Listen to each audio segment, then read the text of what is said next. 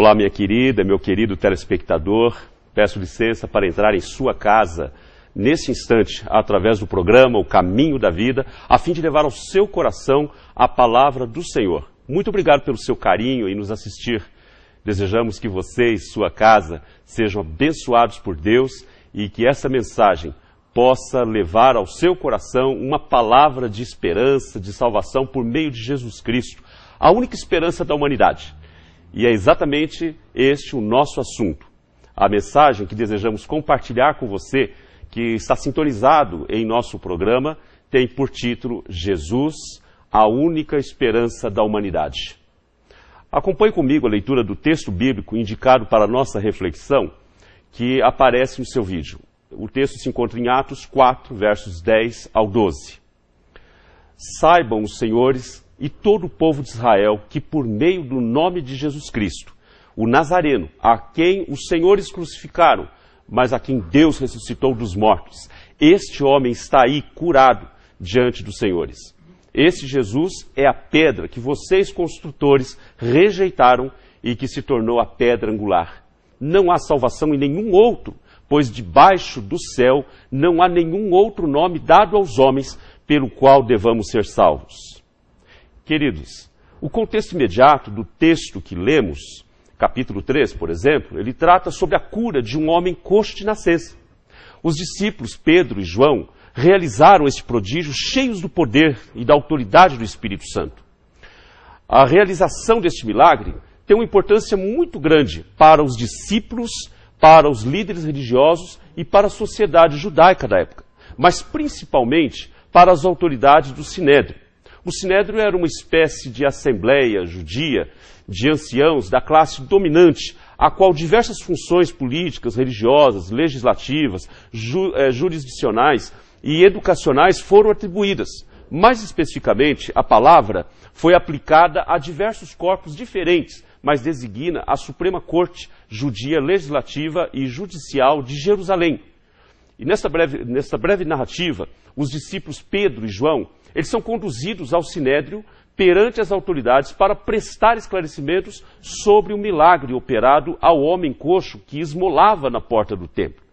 Pedro, em seu discurso de defesa, não perde a oportunidade de apresentar a Jesus como o cumprimento das promessas de Deus para o povo de Israel, que aguardava a vinda do Messias, e de proclamar que todas as pessoas são responsáveis diante de Deus pelas suas ações.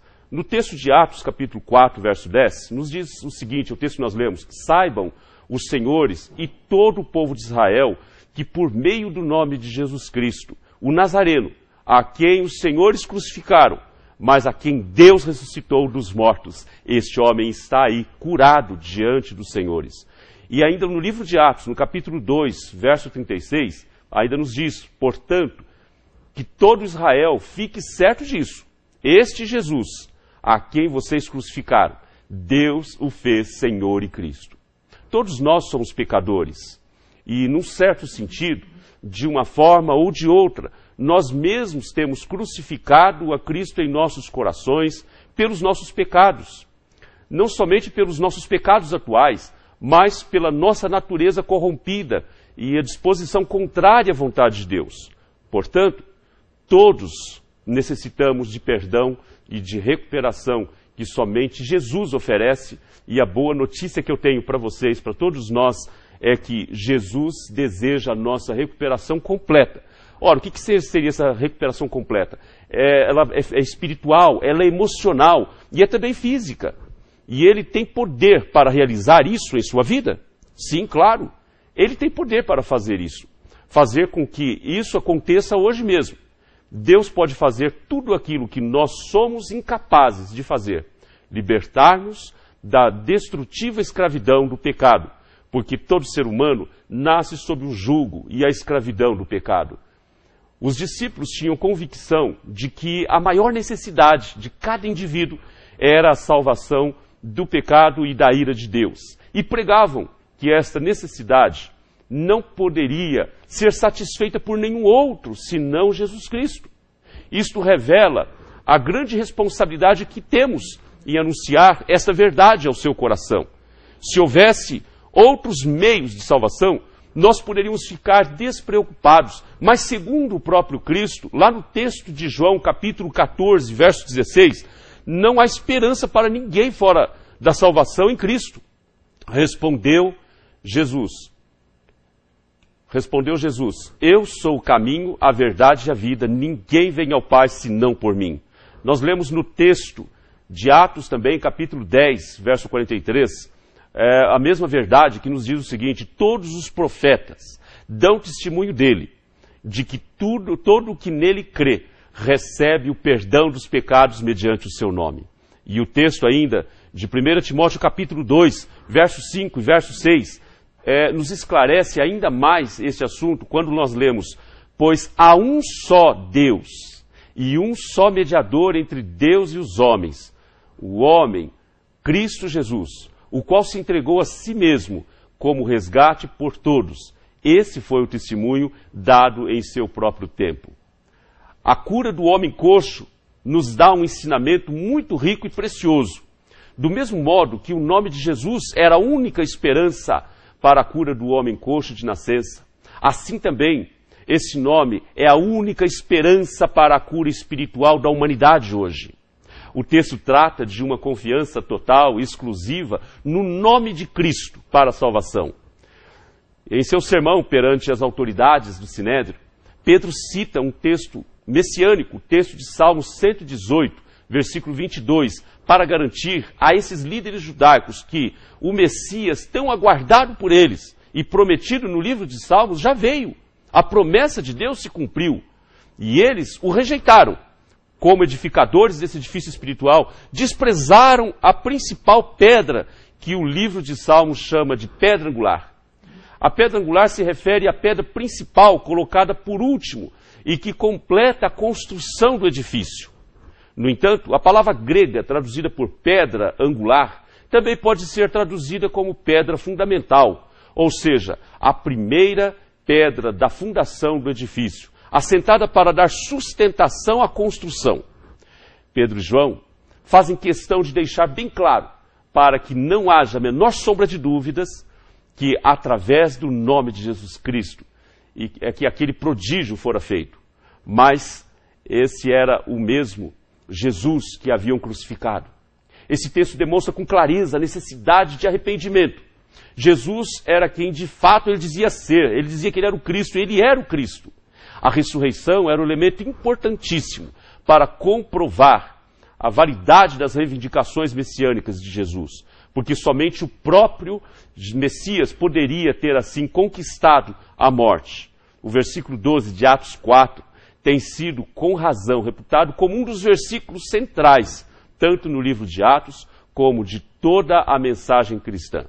E neste versículo, nós encontramos duas mensagens principais. A primeira mensagem principal que encontramos é a salvação.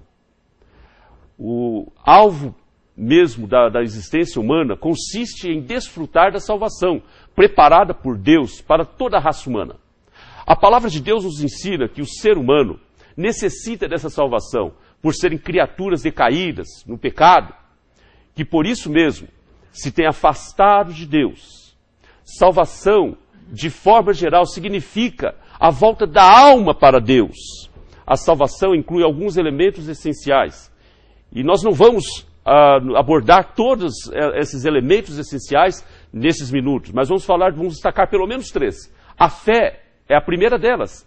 No texto de Hebreus capítulo 11, versos 1 e o versículo 6, o versículo 1 nos diz o seguinte: ora, a fé é a certeza daquilo que esperamos e a prova das coisas que não vemos. E o versículo 6, ele nos diz o seguinte, o versículo 6 está sendo colocado no seu vídeo aí: sem fé é impossível agradar a Deus, pois quem dele se aproxima precisa crer que ele existe e que recompensa aqueles que o buscam. Mas nós temos o segundo também elemento, que é o arrependimento. Em Atos 2:38, e vou citar também Atos 3:19, em seu primeiro sermão, Pedro, cheio do Espírito Santo e de poder, declarou as seguintes palavras aos seus ouvintes.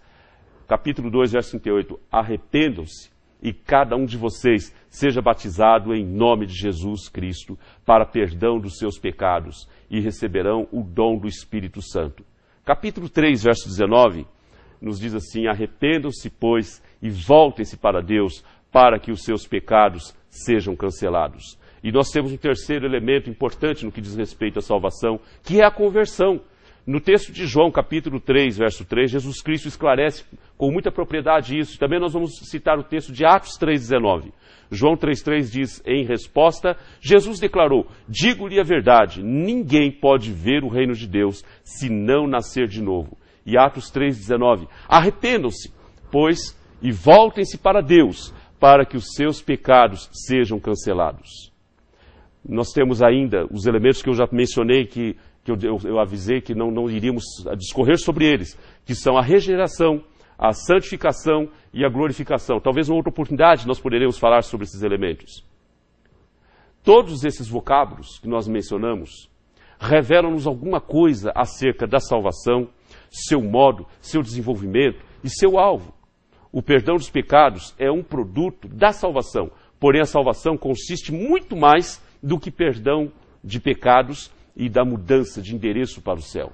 A salvação, pois, consiste essencialmente no que ocorre ao indivíduo em sua total transformação, conforme a imagem moral do Senhor Jesus, em que o remido se vai fazendo verdadeiramente filho de Deus, tal como Cristo Jesus é o Filho de Deus.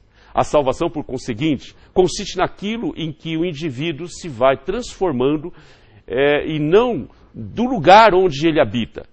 Embora isso também faça parte integrante do destino humano obtido por meio do sangue de Cristo.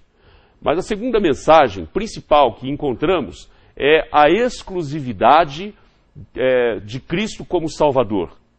Cristo não deve ser encarado como um mero homem que surgiu no palco da história da humanidade. Cristo é o Salvador universal dos homens, porquanto nenhuma criatura humana jamais poderá retornar a Deus, exceto por intermédio dele. O Cristo glorificado, ressuscitado, ele é o causador da nossa salvação. Portanto, é importante que o pecador busque Cristo, porquanto é somente através dele que o indivíduo deve ser salvo. Theodore Ferris nos instrui uma coisa interessante. Em primeiro lugar, ele diz: precisamos eliminar a noção popular que diz que uma religião é tão boa quanto a outra. Uma religião não é tão boa quanto a outra.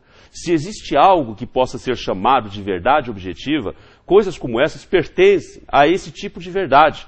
Não são questões de opinião, mas de verdade. Um homem não tem escolha, caso aceite ou rejeite a lei da gravidade. Suas opiniões a respeito podem estar certas ou erradas, mas a verdade permanece de pé, sem importar o que ele pensa a respeito dela ou não.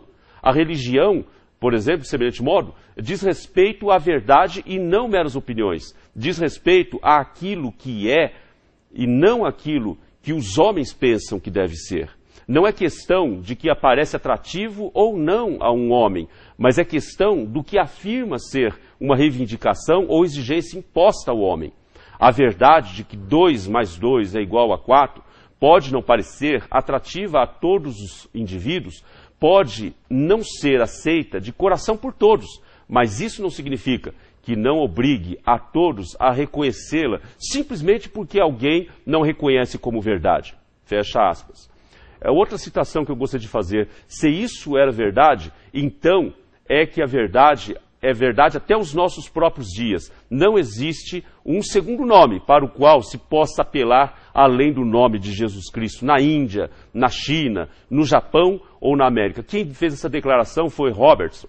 Mas também um outro comentarista, escritor e comentarista, destacou que esses membros do Sinédrio procurariam em vão por outro Messias que lhes outorgasse a salvação que esperavam, porquanto haviam crucificado ao único Messias que existe. Eu quero terminar chamando a sua atenção, você que nos assiste nessa hora. Talvez até aqui você tenha depositado a sua fé e sua confiança em homens ou em objetos que não lhe podem assegurar a salvação e que nada puderam fazer por você. Quem sabe até esteja decepcionado com tudo, com todos e provavelmente até com Deus. Talvez já não quer mais tentar e até já desistiu. Você está desesperançado e não vê nenhuma possibilidade, nenhuma esperança de ser salvo. Mas lembre-se, Jesus é a única esperança da humanidade. Permita-me, minha querida e meu querido, lhe dizer algo muito importante.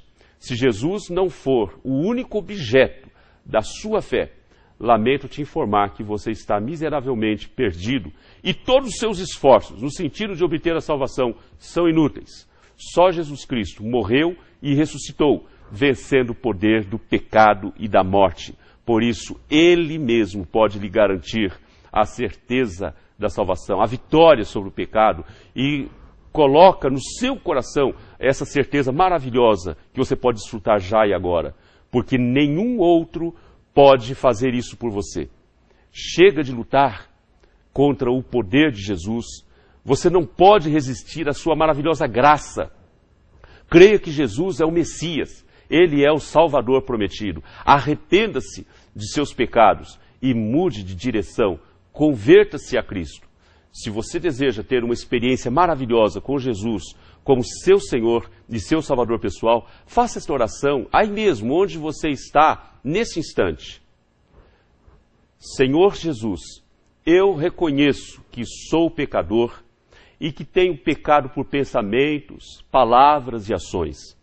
Reconheço que não sou digno de tua graça e de teu perdão, mas eu venho a ti neste momento suplicar humildemente que me perdoe de todos os pecados que tenho cometido. Com o meu coração eu creio e com os meus lábios eu confesso que Jesus Cristo morreu e ressuscitou para me garantir a vida eterna. Estou rompendo com todos os pactos e consagrações contrários à sua palavra, anteriormente feitos por mim mesmo e pelos meus pais, ou por qualquer pessoa que tenha confirmado um voto sagrado em meu favor. Eu recebo a Jesus Cristo como meu único e suficiente Senhor e Salvador pessoal. E peço a direção e a ajuda do seu Santo Espírito para me